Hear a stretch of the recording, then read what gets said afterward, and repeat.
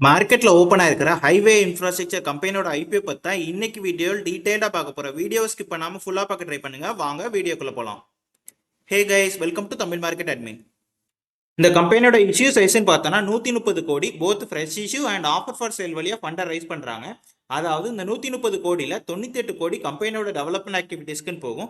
And மிச்சம் 32 கோடி எந்த ஷேர் ஹோல்டர் அவங்க ஸ்டேக்கை செல் பண்றாங்களோ அவங்களோட பாக்கெட்டுக்கு டைரக்டா போயிடும். அண்ட் இஷ்யூக்கு அப்புறம் மார்க்கெட் கேப்னு பார்த்தோன்னா 502 கோடியில் இருப்பாங்க. அதாவது மார்க்கெட் லிஸ்ட் ஆகும் போதே ஸ்மால் கேப் கம்பெனியாக லிஸ்ட் ஆவாங்க. அண்ட் இந்த கம்பெனி 1995 ஹைவே என்டர்பிரைசஸ்ங்கிற நேம்ல பார்ட்னர்ஷிப் மூலமா மத்திய பிரதேசில் உருவாக்கப்பட்ட கம்பெனி. ஓகே, இவங்க ஆக்சுவலாக என்ன பிஸ்னஸ் பண்ணுறாங்கன்னா infrastructure development and management business பண்ணுறாங்க. அதாவது இவங்களுக்கு டோட்டலாக 3 பிஸ்னஸ் செக்மெண்ட் இருக்கு. Tollway collection, EPC infra and real estate business. இதில் ஃபர்ஸ்ட் டோல்வே கலெக்ஷன் பற்றி பார்த்தோம் அப்படின்னா இதுதான் இவங்களோட முக்கியமான business segment. Almost 77% of revenue இது மூலமாக தான் இவங்களுக்கு கிடைச்சிட்டு இருக்கு. And national highway authority of India நடத்துகிற பிட்டிங் மூலமாக ஒரு பல்கான அமௌண்ட்டை அவங்களுக்கு பே பண்ணி நெக்ஸ்ட் 15 to 20 இயர்ஸ்க்கு டோலில் வர அமௌண்ட்டை இவங்க கலெக்ட் பண்ணுறது தான் இவங்களோட பிஸ்னஸ் செக்மெண்ட் இது. And next EPC infrastructure segment மூலமாக bypass road, flyover, bridges, tunnels மாதிரியான கன்ஸ்ட்ரக்ஷன் பண்ணுறது தான் இவங்களோட இன்னொரு business segment. And real estate development segment மூலமாக 400 ஃப்ளாட் இருக்கிற மாதிரியான காம்ப்ளெக்ஸ் பில்ட் பண்ணுறது, இந்த மாதிரியான ரியல் எஸ்டேட் பிஸ்னஸ் பண்ணுறாங்க. ஸோ இதுதான் இவங்களோட ஓவரால் பிஸ்னஸ் செக்மெண்ட். அண்ட் இந்த கம்பெனி 11 ஸ்டேட்டில் அண்ட் ஒரு யூனியன் டெரிட்டரியில் டோல் கலெக்ட் பண்ணுறாங்க. அண்ட் இதுவரை 27 டோல் கலெக்ஷன் ப்ராஜெக்ட் பண்ணியிருக்காங்க. பட் இப்போ கரண்டாக 4 டோல்வே கலெக்ஷனில் இருந்து மட்டும்தான் இவங்களுக்கு ரெவென்யூ வந்துட்டு இருக்கு. அண்ட் ஓவராலாக 66 இன்ஃப்ராஸ்ட்ரக்சர் ப்ராஜெக்ட் கம்ப்ளீட் பண்ணியிருக்காங்க. அண்ட் 24 ப்ராஜெக்ட் இப்போ பண்ணிட்டு இருக்காங்க கரண்டாக. அண்ட் கல்யாண் குரூப்ஸ், சுபம், எஸ்எஃபிஐ இவங்களாம் தான் அந்த ஹைவே கம்பெனியோட கீ கஸ்டமர்ஸாக இருக்காங்க. அண்ட் நெக்ஸ்ட் எங்களோட ஃபைனான்சியல்ஸ்னு பார்த்தோன்னா எங்களோட ரெவன்யூல கொஞ்சமாக அப்ஸ் அண்ட் டவுன்ஸ் இருக்கு. 2023 455 கோடி ரெவன்யூ, 2024 573 கோடி ரெவன்யூ, 2025 495 கோடி ரெவன்யூ ஜென்ரேட் பண்ணியிருக்காங்க. அண்ட் ப்ராஃபிட்ஸை பொறுத்தவரை 2023 138 கோடி ப்ராஃபிட்டும், 2024 214 கோடி ப்ராஃபிட்டும், 2025 223 கோடி ப்ராஃபிட்டும் போஸ்ட் பண்ணியிருக்காங்க. And debt to equity ratio பார்த்தோன்னா 0.6ல் இருக்காங்க. அதாவது இவங்களுக்கு டோட்டலாக 71 கோடி கடன் இருக்கு. ஸோ ஓவரால் ஃபைனான்சியலை பொறுத்தவரை என்னதான் கன்சிஸ்டண்டாக இவங்க ரெவன்யூ க்ரோ ஆகலைனாலும் எக்ஸ்பென்சஸை கரெக்டாக மேனேஜ் பண்ணி நல்ல ப்ராஃபிட் க்ரோத் காட்டிட்டு இருக்காங்க. அண்ட் கடன் கொஞ்சமாக இருக்கிற கம்பெனி நம்ம புரிஞ்சுக்கலாம். அண்ட் ஷேர் மார்க்கெட்டை பொறுத்தவரை இவங்க பண்ணுற சேம் பிஸ்னஸை 3 கம்பெனிஸ் பண்ணுறாங்க. இதில் இன்கம் வச்சு பார்த்தோம் அப்படின்னா அந்த ஹைவே கம்பெனி தான் செகண்ட் ஸ்மாலஸ்ட் கம்பெனியாக இருக்காங்க.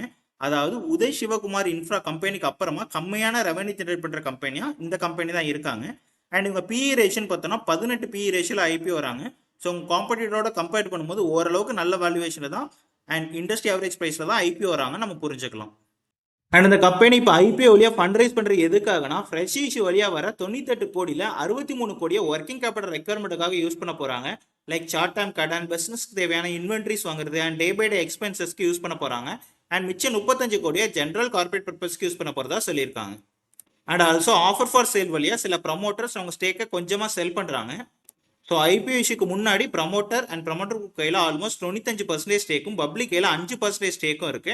அண்ட் ஐபிஓ இஷ்யூக்கு அப்புறமா ப்ரமோட்டர் கையில் ஆல்மோஸ்ட் 70% ஸ்டேக்கும், பப்ளிக் கையில் 30% ஸ்டேக்கும் இருக்கும். ஸோ ப்ரமோட்டர் ஹோல்டிங் ஐபிஓக்கு அப்புறமும் 70% இருக்கிறது ஒரு பாசிட்டிவ் சைனே நம்ம புரிஞ்சுக்கலாம். அண்ட் நெக்ஸ்ட் இந்த ஐபிஓட டீடைல்னு பார்த்தோம்னா ஐபிஓ August 5 ஆல்ரெடி ஓப்பன் ஆயிடுச்சு. அண்ட் ஐபிஓட பிட்டிங் க்ளோஸ் ஆகுது August 7. அண்ட் இதோட ஃபேஸ் வேல்யூ 5 ரூபாய் பெர் ஷேர். ஸோ அவங்க ஆல்ரெடி ஸ்டாக் ஸ்பிளிட்லாம் பண்ணியிருக்காங்க. அண்ட் ஐபிஓட பிரைஸ் பேண்ட் பார்த்தோன்னா லோயர் பேண்ட் 65 ரூபாயும் அப்பர் பேண்ட் 70 ரூபாயும் இருக்கு.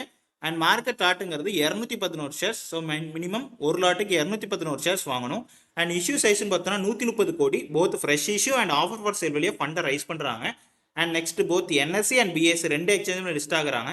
அண்ட் இந்த ஐபிஓட அலாட்மெண்ட் நடக்கிறதுன்னு பார்த்தோன்னா August 8. உங்களுக்கு அந்த அலாட்மெண்ட் கிடைக்கல அப்படின்னா உங்கள் அமௌண்ட் வந்து August 11 ரீஃபண்ட் ஆயிரும். அண்ட் லக்கிலி உங்களுக்கு அந்த இடத்துல கிடைச்சிருச்சு அப்படின்னா உங்கள் ஷேர்ஸ் August 11 உங்கள் டிமார்ட் அக்கௌண்ட்டுக்கு வரும். அண்ட் August 12 மார்க்கெட் லிஸ்ட்டும் ஆயிரும். அண்ட் இந்த ஐபிஓல 14,770 ரூபாய்க்கு மினிமம் ஒரு லாட் அப்ளை பண்ணலாம், 211 ஷேர்ஸ். அண்ட் மேக்ஸிமம் 1,92,10 ரூபாய்க்கு 2,743 லாட் வரை அப்ளை பண்ணிக்கலாம். 13 லாட்டு கிடைக்கும். அண்ட் இந்த ஐபிஓட ரிசர்வேஷன் பார்த்தோன்னா நம்மள மாதிரியான ரீட்டைல் இன்வெஸ்ட்க்கு 40%, அண்ட் என்ஐபிஸ்க்கு 30%, அண்ட் கியூஏபிஸ்க்கு 30% ரிசர்வ் பண்ணியிருக்காங்க.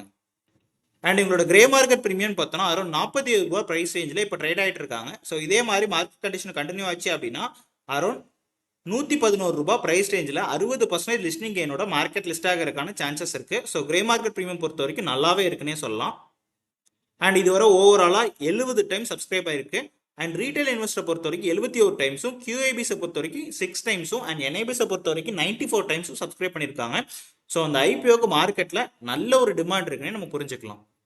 ஓகே, ஃபைனலாக என்னோட டிசிஷன் என்ன அப்படின்னா, கிட்டத்தட்ட 30 வருஷமாக இந்த இண்டஸ்ட்ரியில் இருக்கிற ஸ்ட்ராங்கான பிளேயர் அண்ட் டைவர்சிஃபைடான ரெவன்யூ பேஸ் வச்சிருக்காங்க. அண்ட் பைப்லைனில் நல்ல ஆர்டர் பேஸ் வச்சிருக்காங்க. ஸோ ஃபியூச்சரும் நல்ல க்ரோத் எக்ஸ்பெக்ட் பண்ணலாம். அண்ட் ஓரளவுக்கு நல்ல ஃபைனான்ஷியல் ஹிஸ்ட்ரியை மெயின்டைன் பண்ணிட்டு இருக்காங்க. ரெவன்யூவில் மட்டும் கொஞ்சம் அப்ஸ் அண்ட் டவுன்ஸ் இருக்குது. பட் ஓவராலாக பார்த்தோம்னா ஓகே தான். அண்ட் நல்ல டிமாண்ட் இருக்கிற இண்டஸ்ட்ரி இது. அண்ட் கவர்மெண்ட் பேக் பண்ணுற ப்ராஜெக்ட்டுங்கிறதுனால ரிஸ்க் கம்மியாக தான் இருக்கும் இவங்களை பொறுத்த வரைக்கும். அண்ட் நெகட்டிவ்ஸ்னு பார்த்தோன்னா டோல் இன்கம் தான் இவங்களுக்கு மெயின் இன்கம் ஸ்ட்ரீமாக இருக்குது. அதாவது ஆல்மோஸ்ட் 77% ஆஃப் ரெவன்யூ இந்த டோல் கலெக்ஷன் மூலமாக தான் இவங்களுக்கு கிடைச்சிட்டு இருக்கு. ஃபியூச்சரில் இந்த டோல் மேனேஜ்மெண்ட்டில் ஏதாச்சும் சேஞ்சஸ் நடந்தால் இவங்க பிஸ்னஸ் டோட்டலாகவே ஷட் டவுன் ஆயிரும். அந்த மாதிரி 77% ரெவன்யூ இது மூலமாக இவங்களுக்கு கிடைச்சிட்டு இருக்கு. அண்ட் மற்றபடி கிரே மார்க்கெட் ப்ரீமியம் சூப்பராகவே இருக்குது. ஆல்மோஸ்ட் 60% ப்ரீமியமில் ட்ரேட் ஆகிட்டு இருக்காங்க. அண்ட் சப்ஸ்கிரிப்ஷனும் சூப்பராகவே இருக்குது. ஆல்மோஸ்ட் 70 டைம் சப்ஸ்கிரைப் ஆயிடுச்சு செகண்ட் டேவே. ஸோ இன்னைக்கு தேர்ட் டே நல்லாவே சப்ஸ்கிரைப் ஆகும். So short term investor and listing கெயினுக்காக அப்ளை பண்ணுறவங்க கண்டிப்பாக அப்ளை பண்ணலாம். நல்ல லிஸ்டிங் கெயின் வரதுக்கான சான்சஸ் அதிகமாகவே இருக்குது. பட் இந்த ஐபிஓட இஷ்யூ சைஸ் ரொம்ப கம்மிங்கிறதுனால இந்த ஐபிஓ டிடிடி செக்மெண்ட்லாம் லிஸ்ட் ஆகும். அதாவது ட்ரேட் டு ட்ரேட் செக்மெண்ட்லாம் லிஸ்ட் ஆக போகுது. ஸோ இவங்க லிஸ்ட் ஆன அப்புறம் இந்த ஸ்டாக்கு இன்ட்ராடே பண்ண முடியாது. அண்ட் சர்க்யூட் லிமிட்டும் ஜஸ்ட் 5% தான். ஸோ ஒரு நாளைக்கு 5% மேலேயோ இல்லை 5% கீழேயோ மட்டும்தான் ஸ்டாக்கால் போக முடியும். ஸோ அப்ளை பண்ணுறதுக்கு முன்னாடி இதை மட்டும் நல்லா கன்சிடர் பண்ணிக்கோங்க ஷார்ட் டேர்ம் இன்வெஸ்டர் பொறுத்தவரை. அண்ட் லாங் டேர்ம் இன்வெஸ்டர் பொறுத்தவரை ரொம்ப சின்ன கம்பெனியாக இருக்காங்க. ரெவன்யூனும் ரொம்ப அப்ஸ் அண்ட் டவுன்ஸ் இருக்குது. ஸோ இந்த இண்டஸ்ட்ரியில் வேறு ஸ்டாக்கே உங்ககிட்ட இல்லைனா மட்டும் மேபி கன்சிடர் பண்ணலாம். பட் யோசிச்சு அப்ளை பண்ணுங்கள்.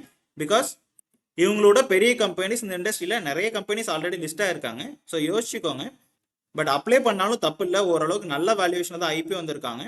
அண்ட் முக்கியமாக ப்ராஃபிட்டபிள் இன்கம் அண்ட் நல்ல ரெவன்யூ க்ரோத் தான் மெயின்டைன் பண்ணுறாங்க. நான் பர்சனலாக அந்த ஐபிஓவில் கண்டிப்பாக அப்ளை பண்ணலாம் அப்படின்னு தான் பிளான் பண்ணியிருக்கேன். இஃப் இன் கேஸ் லாட் கிடச்சிது அப்படின்னா கொஞ்சம் ஷேர்ஸை ஹோல்ட் பண்ணிவிட்டு மற்றதை செல் பண்ணிடலாம் அப்படின்னு பிளானில் இருக்கேன். எக்ஸாம்பிளுக்கு ஒரு லாட் கிடச்சிது அப்படின்னா ₹14,770 நீங்கள் இன்வெஸ்ட் பண்ணியிருப்பீங்க. இப்போ இருக்கிற கிரே மார்க்கெட் ப்ரீமியம் வச்சு பார்த்தோம் அப்படின்னா ஆல்மோஸ்ட் ₹24,000 ஒரு லாட்டோட ப்ரைஸாக இருக்கும். ஸோ நமக்கு ஒரு லாட்டுக்கு ₹8,200 லாபம் கிடைக்கும். ஸோ நம்ம இன்வெஸ்ட் பண்ண ₹14,000 சொச்சத்தை வெளியே எடுத்துட்டு 100 ஷேரை ஃப்ரீயாகவே ஹோல்ட் பண்ணிக்கலாம். நான் கண்டிப்பாக அப்ளை பண்ண போகிறேன். நீங்களும் இந்த ஐபிஎல் அப்ளை பண்ணுறீங்களா இல்லை ஸ்கிப் பண்ணுறீங்களாங்கிறத கமெண்ட்டில் சொல்லுங்கள். ஃபைனலி தான் ஃபர்ஸ்ட் வீடியோ கொடுத்து சப்ஸ்கிரைப் பண்ணுங்கள். அண்ட் மறக்காமல் கமெண்ட்டில் சொல்லுங்கள் நீங்களும் இந்த ஹைவே அப்ளை பண்ண போகிறீங்களா இல்லை ஸ்கிப் பண்ண போகிறீங்களாங்கிறத பற்றி. அண்ட் இன்ஸ்டாகிராம் அண்ட் டெலகிராமையும் ஃபாலோ பண்ணுங்கள். Thank you guys and Jai Hind.